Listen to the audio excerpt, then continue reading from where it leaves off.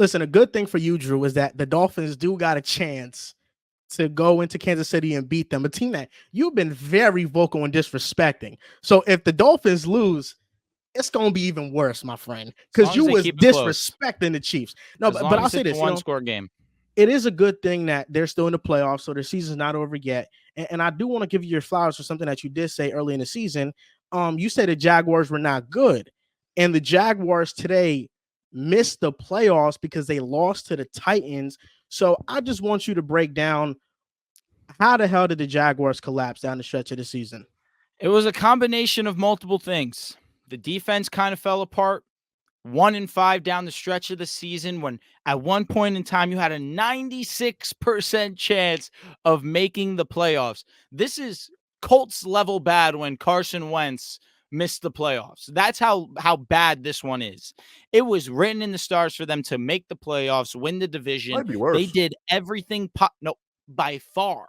This Yeah. is by far worse, Riv, because on top of it, you're supposed to have the talent there. You brought in Calvin Ridley to make this boost. You brought in Ezra Cleveland because you needed some offensive line help. Yes, you lost Christian Kirk. That was a bad loss for them because obviously you understand what he means to the intermediate game for the Jacksonville Jaguars. But on the defensive side of the ball, I never was a fan. Their bread and butter was their rush defense. Today, that was non-existent. But their secondary was always a liability. Now they made a play that today to put the Jaguars in position, and this is what I say: it's a combination of things. Trevor Lawrence, for the big moment, he crumbled. How is it possible that you have the opportunity to not just go out there and score a touchdown, you overthrow it slightly to Calvin Ridley, who it does hit him in the hands? It does slightly. It hits his fingertips. It's up to interpretation. If you think that Calvin Ridley should have caught it, I'm not going to argue too much with you. But at the same time, you have opportunities after that to move the ball down the field, at least get a first down. And Trevor Lawrence falls short. Last week, doesn't get the chance to play because of a shoulder injury. Obviously, I think he was gutting through some injuries. He played through the high ankle sprain or ankle sprain. Not sure if it was a high, for the idea that he did play without missing time. And then he is playing with a shoulder injury on top of it. I just think that his decision-making was questionable today.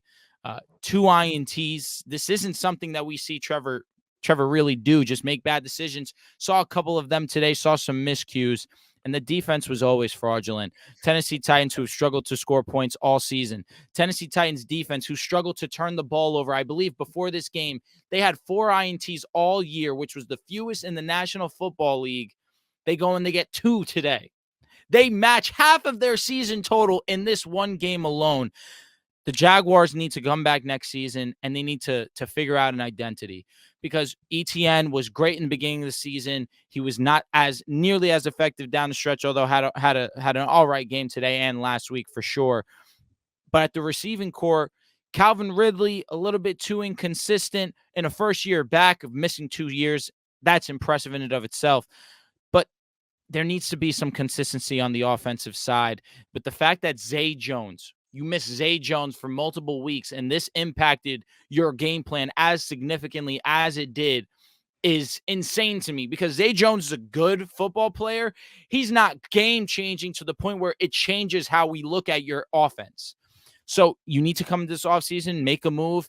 T. Higgins is available. Throw some money his way. Make a big splash. Get a primetime receiver to work with Trevor Lawrence. He's the future. You need to figure out a way to make it work with him, because right now, the idea that you choked as badly as you did and blew the division, it's inexcusable. There was expectations to be had with you. You simply fell short. Joel, before you go, I got a question, because you've been very loud and adamant about how Hurts is a 1-year wonder and how he's had one great year. So let me ask you a question: who's a bigger 1-year wonder to you, Trevor Lawrence or Jalen Hurts? I mean, as of now, it's Trevor Lawrence. Okay. Jalen Hurts had a better season than Trevor Lawrence, I think, pretty comfortably. I'm really surprised the Jaguars missed the playoffs. And looking back at like the 2021 quarterback draft class, Trey Lance is the third stringer for the Cowboys. Mac Jones is all but done in New England. Justin Fields is about to be on his next team. Zach Wilson is an all-time bust. And Trevor Lawrence, as much as I love the talent that he possesses, he's not a surefire thing. If he has another subpar year next season, he could very well be playing for a 1-year deal or just for the right to get his 5th-year option extended. Trevor Lawrence this year has had a major turnover problem. He's made a lot of big time throws, but the turnovers are bad. They do. They have an interesting decision with Calvin Ridley too, because if they extend him, that draft pick that they gave to Atlanta turns into a 2nd-round pick. So not only are you have to consider the money you give Calvin Ridley, but it's also like you're going to have to move up a round or two in the draft. Because I think it turns into like a third based on incentives. I'm not sure what those incentives are, but 1,000 yards and 8 touchdowns, as Drew mentioned, on paper for your first season back, that feels like good numbers. But from a week-to-week basis with Calvin Ridley, it felt like a really disappointing season. The amount of drops he had, just really not being involved in the offense in some games too, where he's barely getting looks, and he has some games where he gets 14 targets and he turns it into like 3 catches for 30 yards. So a bit of an up and down season for Calvin Ridley and really this Jaguars team as a whole. But of course you want to make the playoffs, but I do think losing the playoffs could have in a weird way a positive effect because you need to make a lot of changes to this team. Drew mentioned how bad the defense was offensively. They were 28th in pass block win rate, 27th in run block. Trevor Lawrence down the stretch since week 14. Drew mentioned that 1-5 stretch, right? But since week 14, which is, I guess, the last 4 games, 23rd EPA per play, 31st in rush success rate. ETN the first half of the year was one of the best running backs in the NFL. Second half, he wasn't that guy. They drafted Tank Bigsby in the 3rd round to kind of be that thunder and lightning type approach. Tank Bigsby wasn't really getting work. He was kind of his job was taken over at the second half of the season as well. And then beyond just the EPA and success rate, Trevor Lawrence has 12 turnovers in his last 4 games, a 6.8 turnover worthy play rate since week 13 is the 3rd highest in the league. The others are Nick Mullins and Taylor Heineke, who haven't even really been full-time starters in that same stretch. Terrible and the company. offense isn't producing. 7 points against the Ravens, 12 points against the Bucks, even 20 points against this Titans defense. You said it, Drew. This Titans defense has not been good this season. And the fact that you're only able to put up 20 points, which is better than 7 and 12 against the Ravens and Bucks, still feels like there was more out there that you'd be able to get. And then defensively, it's already not a great defense. They do have some great pass rushers. Josh Allen had a great season. I thought Trayvon Walker had an improved season from his rookie year, but the defense isn't good as is. And now you're turning the ball over this much on offense is going to make it even more difficult for your defense. They allowed 34 points to Jake Browning, 31 points to Joe Flacco, 23 against the Ravens is probably their most impressive game, 30 against Tampa Bay, and then 28 against Ryan Tannehill and the Titans today. Derrick Henry also had an insane game that might be his last game in a Titans uniform, NFL uniform. But overall, this Jaguars team on both sides of the ball, offensively, they were turning the ball over way too much. They weren't able to run the ball successfully, especially in the back half of the year. Trevor Lawrence was turning the ball over too much, and then it makes the defense look even worse as is. So the good news is I still have faith in Trevor Lawrence. I have faith in Doug Peterson. If you have head coach and quarterback right, you could figure out a lot across the rest of the positions that you do need. But wide receiver is a big one because, as I mentioned, the Calvin Ridley kind of tweaking that deal they made with Atlanta. There's wide receivers on the market. I think getting another running back to complement ETN wouldn't hurt as well. Have to re-sign Evan Ingram too, who I believe is on a franchise tag, just had a great season. They have some good weapons, but it feels like they need at least one elite weapon to kind of maybe help Trevor Lawrence get through some of these struggles he's had this season. Let me ask you a question. I ask all you guys. If you have the choice of extending Calvin Ridley or paying up a little bit more and paying for a T. Higgins, what's the decision? I'm extending Calvin Ridley. I don't think that they need to go out and make a blockbuster move to go sign T. Higgins because receiver is not their biggest problem on the offense. Ridley, you're right. 1,000 yards receiving, it's very wishy-washy because, some of those numbers were very inconsistent or came inconsistently. But their offensive line is the biggest problem. Luke Fortner, their center, ranks 45th among 45 centers with 100 pass blockings or 100 snaps where he's blocking. He's one of the worst starting centers in football, one of the worst centers, period, even amongst backups.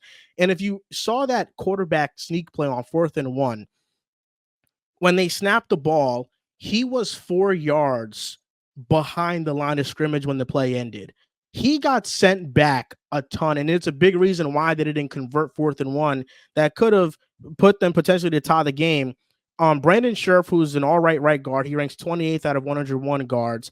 Ezra Cleveland's 35th out of 101 guards. Cam Robinson is 56 out of 105 tackles, and Anton Harrison, a rookie, 78th out of 105 tackles. So I think pretty clearly they need to rebuild this offensive line. Even if they rebuild the offensive line and keep Kirk and Ingram and they don't choose to bring back Calvin Ridley, I'd be fine with it because I think that's the biggest need. T. Higgins is a great player, but his play style is jump ball. Like he's a 50-50 guy. He's not much of somebody that's going to win with his route running on a down and down basis. And I don't know if that is what you need in this offense right now. You know, it's interesting because we last offseason we talked about the Jaguars, potentially running this division and being the cream of the crop after basically coming back from 27 down or whatever it was in the playoffs. And to look at it now in hindsight, 17 to 18 weeks later, and watching Houston be real comfortable with their quarterback position and have money and have draft picks. And then we look at the Colts, who just almost made the playoffs with Gardner Minshew and AR coming back next year. I think the Jaguars are looking at a situation where it's like they don't have the best situation out of all three of those teams. They don't. You mentioned it, Joel. Their offensive line is one of the worst in the league. And I remember in the beginning of the year, they were kind of having that Denver Broncos way of winning where they were forcing a shit ton of turnovers, and they was creating the impact on the defensive end. But this offense has been up and down all year, and the Titans game, one of those interceptions wasn't his fault. It was an Evan Ingram drop. I'm not gonna blame it solely on him, but a couple of them, and yes, I understand he's injured, but everybody's banged up at this point of the season. He had some, bad throws, some bad balls. And this team as a unit, defensively on both sides of the ball, they can't seem to get it right. Offensively, you mentioned it, Ridley, week to week. I mean, I remember I was in a Discord arguing with somebody, Ridley versus CD Lamb before week 1 started. Shit is embarrassing how much it got up to this point. But week to week, Ridley hasn't been good. Kirk has been their most promising receiver, most reliable receiver. Evan Ingram is good. He's been good for them. They need a revamp, and this offseason is going to be big for them. I don't know, because that offensive line is so bad. I don't know if they're going to be able to build it up in one offseason. From 1 through 5, they just don't have a good, cohesive offensive line, and it messes up because T-Law, he can get hurt. He's been banged up all year. Now he has to force passes in the places he doesn't need to. It makes him think and react quicker. It's just not a good position. Then you mentioned it. ETN was one of the best running backs in the first half, but when that offensive line is not good, eventually he's going to wear down. Teams are going to figure him out. And then at that point, ETN started to fall off a cliff. So this team, just from top to bottom, just, they were 8-3 at one point, and now they're 9-8, 9-7. They lost the division. So I don't know how they're going to be able to figure this out because, like I mentioned, you got the Texans. They just won the division. CJ Stroud's their quarterback. They got a lot of guys on rookie deals, a young team. And then you got the Colts. They may not have won the division, but they got AR coming back next year. They're young. They got some stars. They have a bright future. So you got two teams potentially that could just completely jump ship you next year, which they already did this year. And you might not make enough moves to even compete on that level. So the Jaguars got a lot to figure out this offseason. I want to see Trevor Lawrence healthy too. That's one thing I want to add. I would like to see Trevor Lawrence healthy because it felt like all season long he was dealing with something, whether it's the ankle, shoulder, he had a knee injury too. Throughout, it felt like 10 weeks this year, he was always dealing with something. And of course, he didn't miss a ton of games. He missed one game in total? Was it that Panthers game where they ended up winning by 20? Mm-hmm. He played through it all, right? And I think we saw last season, the second half, Trevor Lawrence has the capability to play a top 7-8 quarterback in the league. So I don't want just to write it off all as he's not that good anymore, right? Because at the end of last season, it felt like Trevor Lawrence has arrived. This is the year. I know we were talking preseason saying, at least I was saying too, that if the Jags go on a run, right, we were expecting, I guess, a weak AFC South, Trevor Lawrence could be MVP conversation. The Jags could be number 1 AFC type team. We weren't predicting that, but we're saying the top end, this is what it looks like because the Trevor Lawrence has shown that ability. Doug Peterson's a Super Bowl winning coach. And they had the schedule and kind of just the way the rest of the division laid out with a lot of rookie quarterbacks and first time head coaches that this is a possibility. So a super underwhelming season, but don't want to completely lose that. When Trevor Lawrence was healthy last year, he was phenomenal. He was healthy at some parts this season, didn't look that great, but I do want to see what a full offseason, him getting 100%. And of course, working on the things that he struggled with this year. I was looking to see how somehow, some way this offseason they could figure out the offensive line issue. Obviously, easy answer, figure it out in the draft O lineman to help you out. But in the free agency market, unless you're going to make a desperation play, you mentioned how bad the Jaguars center has been playing. Connor Williams is a free agent, but he's also dealing with a season-ending injury of his own that could hold him to miss some time also. Are you going to overpay, similarly how you did to a Christian Kirk, to get him there for whenever he's ready to go so that you have your answer at center? He is relatively young, hasn't turned 27. He still has his time in the National Football League. But there's really not too many great options on the free agency market if you are the Jacksonville Jaguars. I feel like that is your one extreme option. That's also given the idea if Miami doesn't give him a extension also, but they were in discussions already. He had to sit out earlier in camps this season. He obviously ended up coming to arrive back to the league, but he didn't get paid. He got injured. I don't know if that leaves a sour taste in his mouth that he's going to be able to leave. So I do worry about the future for the Jacksonville Jaguars, because without an offensive line, it becomes difficult. And we know that Trevor Lawrence is mobile, but now you're put in position to deal with situations like he did this season, where now every week you're worried about the health of Trevor Lawrence. And this is supposed to be the future of the of our franchise, but we're putting him in harm's way, similarly how the Colts did to Andrew Luck. And right now it's not even anywhere near that Trevor Lawrence has shown you to be as good as Andrew Luck was, but it's the same principle. You have your franchise cornerstone piece. You need to do what's necessary to keep him out of harm's way, the way the Chiefs did with Mahomes, the way that the Chargers tried to with Herbert until their guys ended up getting injured themselves. Joe Burrow, they've tried to, but obviously that's also not coming to fruition also. But at least make the concerted effort of trying to protect your franchise, because without it, you guys are screwed. I wouldn't go get Connor Williams, but I think that anybody's an upgrade over Luke Fortner. I think they can sign somebody on a one-year deal that's better than him, and they can even draft somebody that's better than him. Connor Williams was awesome for the Dolphins last year and this year until he got injured. Teams that splurge on free agency, they usually jump in wins, and then the next year they regress. That happened with the Patriots in 2021 when they signed Matt Judon and all these receivers, and they beefed up the roster. They made the playoffs in 2021. They were a wild card exit. The Jaguars did that after Trevor Lawrence's rookie season when they got Christian Kirk, and I'm forgetting they signed Fadakazi from the Jets. They signed Brendan Scherf, so they splurged. So now they don't really have much money to operate. And you guys are talking about Calvin Ridley. I think the bigger money hit is going to be Josh Allen, because he's a free agent and he is one of the best edge rushers in the league. So you're probably going to make the decision of paying Josh Allen, letting Ridley walk to keep your second round pick, and they're gonna have to draft well. And that's why what you said, Dehls, this might be a good thing for Jacksonville, because Trent Baalke doesn't know how to draft. His draft class, outside of Anton Harrison, everybody virtually did not impact the team at all this year. So it's probably better that they bring in a new GM so that can scout better and draft better, because this team is not going to be able to build up their team through free agency. They need a draft. And that's why even I wouldn't go out and get T. Higgins, because I don't know if they have the money to re-sign Josh Allen and then bring in T. Higgins for 25 to 30 million. You think T. Higgins is worth that, or he's earned that? I think he's definitely worth 25 million or more. Okay. That'll be the market, 25. at least. If he deserves it or not, the market, teams are going to be desperate for a wide receiver. T. Higgins. Didn't Mike Williams just sign a contract for $16 million a season? I'm not sure if he did or didn't. I have to research that. But I mean, Christian Kirk, when he signed with the Jaguars, was a big time deal. You said he's better than Mike Williams. He deserves more than Mike Williams. Yeah. T. Higgins deserves more than Mike Williams, and he doesn't have the injury concern.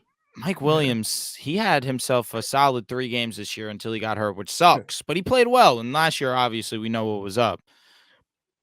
What's interesting though is that 3 years, $60 million for Mike, so 20 a year.